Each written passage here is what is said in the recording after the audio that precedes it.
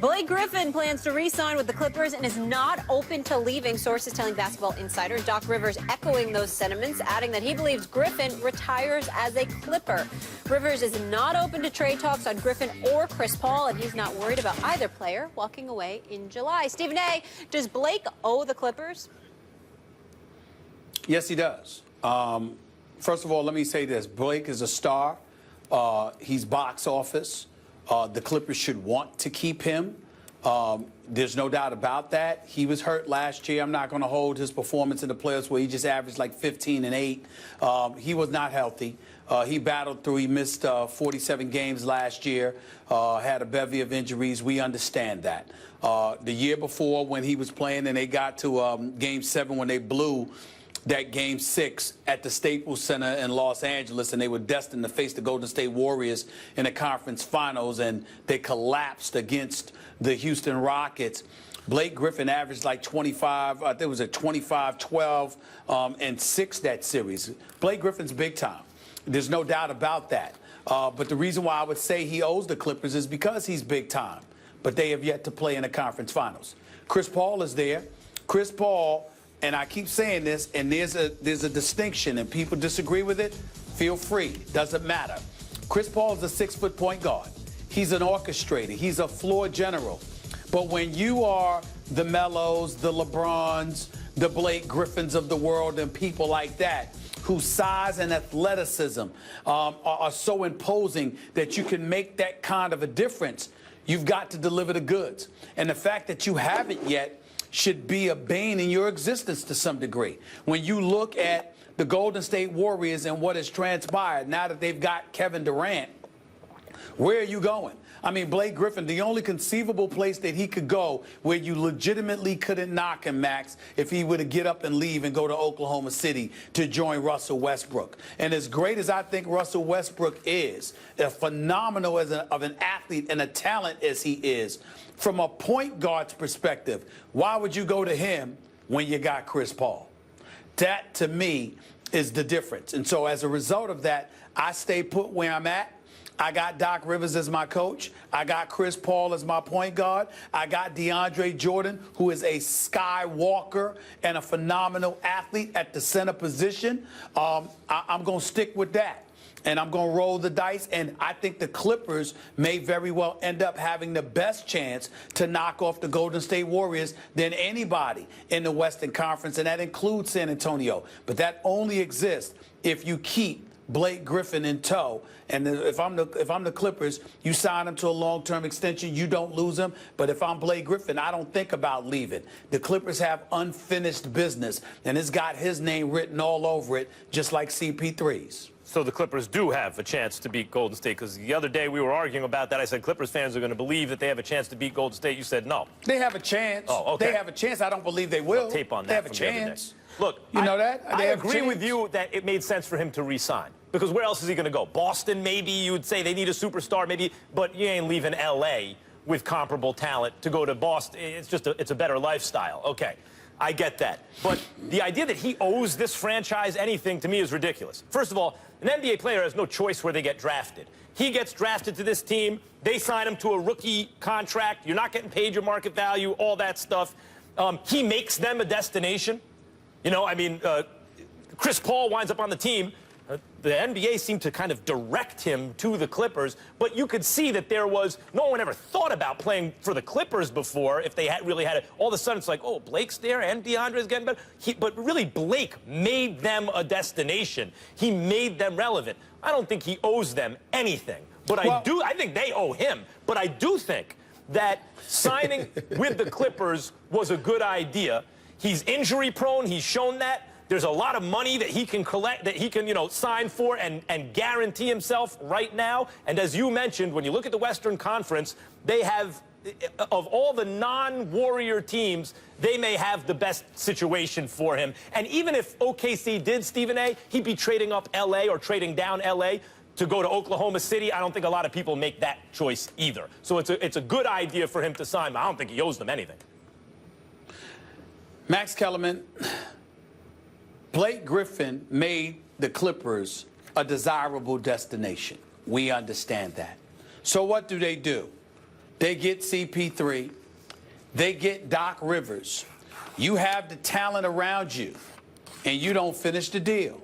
Primarily due to injury, in all fairness to him.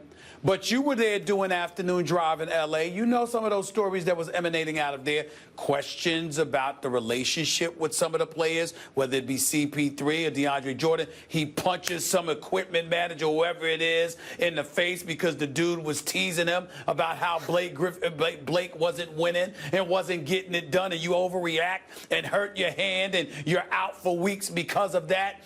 All of these things factor into the equation because at the end of the day, if you are the Blake Griffin we believe you to be, at one point or another over the course of your 6-year career, 3 times in which you advanced to the conference semifinals, you should have found a way to get it done. Some would argue. So when you look at it from that perspective, and then you look at the personnel that you have with you, and then you look at the coaching that you have with you, you look at the city that you're playing in, you look at how vulnerable the inept, moribund Los Angeles Lakers have become.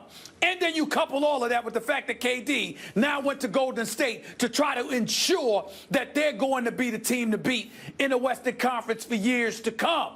If you're Blake Griffin and you got that competitive fervor inside of you, then excuse me, you don't run from that challenge. And the best challenge is the challenge that you have right in front of your face, playing for the franchise you're playing for. Sure. That's all I'm saying. Yep. And he don't owe him. He don't owe him, Stephen A., but I agree with you. He should stay. I think he owes him. All right, let's leave it there. Last year was a challenging season for James Harden and the Rockets, barely sneaking into the playoffs with a .500 record. The Rockets' best player was also left off all NBA teams despite great stats. But when Harden's teammate Patrick Beverley was asked by Basketball Insiders what he expects from Harden this season, Beverley said, MVP and leading us to the finals. Simple. Stephen A., is Beverley correct? Correct. They're not going to the finals, but let me say a couple of things.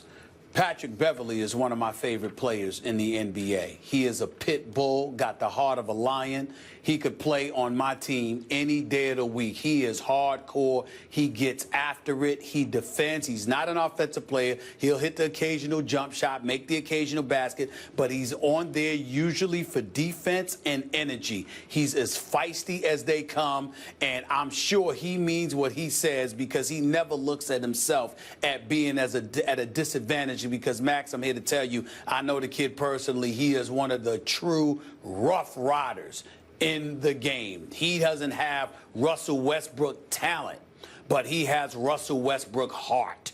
Patrick Beverley is built like that. Let me get that out the way. Having said all of that, he's still wrong as hell. And here's why he's wrong. Because Mike D'Antoni's their coach. It's really that simple. Mike D'Antoni is a good man. He's a damn good offensive coach. Doesn't think about defense. I know people who've called him, my former partner called him Mike Antoni. Take the D out of the D'Antoni because there is no D in D'Antoni because his teams don't play any defense. You can't win if you ain't playing any defense. Now, some would sit there and say the exception would have been the Phoenix Suns because when Steve Nash, Amari Stoudemire, and all of those boys were there, had Robert Horry not hip-checked Steve Nash into the scorer's table, and then the benches sort of emptied, and guys got suspended. Phoenix would have won that series, went to the finals, blah, blah, blah. Well, damn it didn't happen. And in the end, when we look at this Houston Rockets team, I just think they're ill-equipped to compete for a championship. They're not relevant in the championship picture. When you look at Golden State, when you look at San Antonio, when you look at the Clippers, they're clearly the 3 teams to beat, and then there's everybody else. And if you're going to look at somebody on the outside looking in, I'm going to look at Oklahoma City because even though Kevin Durant is gone, Russell Westbrook, Steven Adams, Enes Kanter, and those boys are still there. Houston has James Harden, who is a superstar offensive player, fresh off of averaging 29, 7.5, and 6. This brother is legit. He's big time. He's an offensive juggernaut, no doubt about it. But the Houston Rockets are not going to be good enough to warrant him getting strong MVP consideration. Mike D'Antoni not going to play any defense, so you'll have an opportunity to shoot in 7 seconds or left, get the ball out your hand and jack up shots all day, which will lead to more points for James Harden, but that's not going to necessarily lead to more wins for the Rockets. It's not going to lead to championship relevancy, thereby not making James Harden that relevant in the MVP conversation. He's an MVP talent. He is big time. But the team collectively will not be good enough, and as a result, they won't warrant MVP. He won't warrant MVP consideration because they won't warrant consideration at all. I think there's a very good chance James Harden can actually win the MVP this year. I think Patrick Beverley, who I agree with you, you gotta love the way he plays. He's so tough. He does get after it. If only James Harden cared as much about defense as Patrick Beverley cares about defense, he really would be a legitimate MVP level player. But the fact is he doesn't. He knows, everyone knows, the way you get paid in the NBA is to put up numbers. In fact, MVP voters in the NBA, not as bad as baseball MVP voters years ago, where if you had a lot of RBIs, they just give you the MVP, even if there were literally 10 players in the league better than you. Still, MVP voters tend to reward scorers and great offensive players, and James Harden can get to the basket and he can shoot the three, that's for sure. I want to get to Mike D'Antoni in a second, or right now, rather. He revolutionized the NBA, Stephen A, with the spread pick and roll, really exploiting fully the rules changes in the three-point shot. But when the rest of the league adjusted, and many adapted and adopted his parts of what he did into their own systems, like Greg Popovich, etc., and he didn't have an answer back, that means what he did, where you're like, my God, he's an offensive genius. If you have no answer once the league adjusts and starts doing you better than you do, then it's really like all you did was a parlor trick and everyone else figured it out. And one of the reasons I think D'Antoni hasn't had success since Phoenix, except briefly with Jeremy Lin, was in New York, is that he can't get his best players to buy in. Now, Carmelo's an ISO player, Kobe was an ISO player, Dwight had his own issues. James Harden's kind of an ISO player. I mean, he racks up some assists, but it's like the ball really sticks with him. And part of the job of a coach is to get your best player to buy in. You can't simply be like, oh, well, can't get the best guy to buy in, what can I do? No, that's your job as a coach to get that done. I think Harden is desperate enough right now, and D'Antoni is desperate enough right now, that it may actually be a good match because they'll have to meet each other halfway. I think the Rockets, given the bottom of the West, it's a great top-heavy conference, but the bottom leaves enough room for them to get in there. And Harden, as by far the #1 offensive option on his team, when you look at Durant and Steph going to split votes, when you look at LeBron, who takes his foot off the gas in the regular season because he saves it for the playoffs, he may not get as many votes as he really deserves, especially with Kyrie coming up the way he is. You start looking around the league, it very well may boil down to Harden and Westbrook because voters reward scorers, and so much of the offense of those two teams is going to go through those two guys. I think Harden's right in the mix, Stephen A. But it can't be on mediocre teams, and that's exactly what Houston is going to be. Because how are you going to get two dudes with the same mentality moving? Meeting equal ground or whatever. How are you going to pull that off? They're both on the offensive side of the ball. Now, if one focused on defense and one focused on offense and you met halfway, that would be different. But both of them have the same mentality. James Harden doesn't care that much about defense as a player, and D'Antoni doesn't care that much about defense as a coach. So how is that going to work? That means they're going to be juggernauts offensively, but defensively they're going to leave a lot to be desired. That's what it comes down to the Houston Rockets, not to mention the fact that they're not going to be that good in my estimation. I have nothing but faith in Beverly. I have nothing but faith in Harden as an offensive player.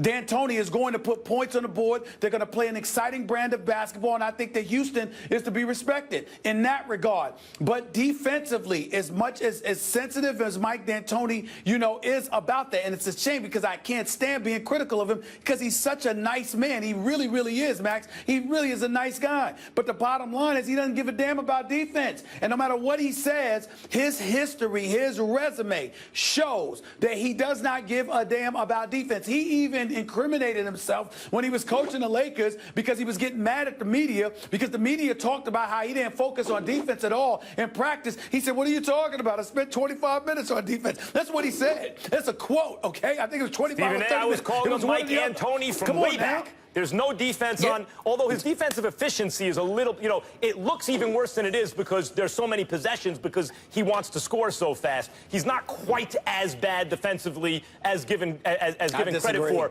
but he does not, obviously does not care very much about defense. I don't think that hurts his chances with MVP voters for Harden because the voters don't seem to care. Stop. Bottom line. Coaches in the profession swear the man don't care about defense and knows very little about it. We will leave it there. Coming up.